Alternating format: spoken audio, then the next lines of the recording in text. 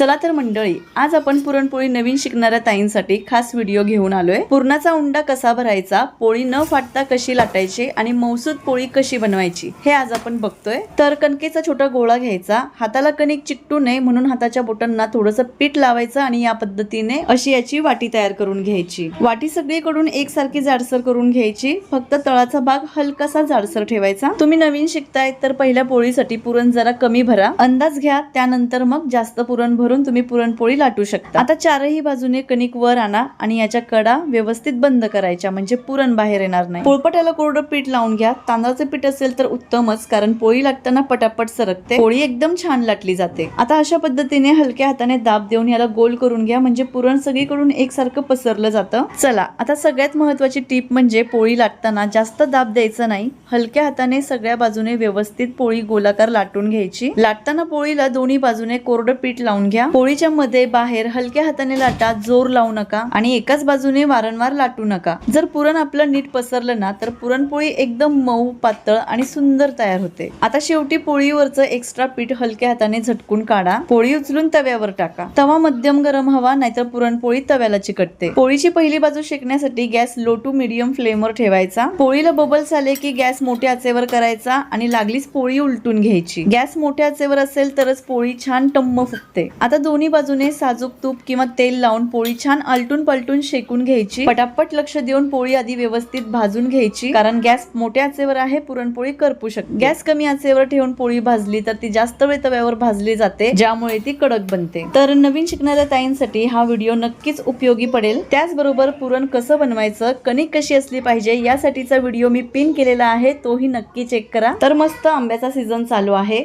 4थी ते 5वी वेळ असेल माझी आमरस पुरणपोळी बनवायची। खूप आवडतं मला हे कॉम्बिनेशन आणि त्याच नादात मी यात एक पदार्थ ठेवायचा विसरले, कोणता ते मला कमेंट करून सांगा। चला तर मग व्हिडिओ आवडला तर लाईक, शेअर, फॉलो आणि सबस्क्राईब नक्की करा।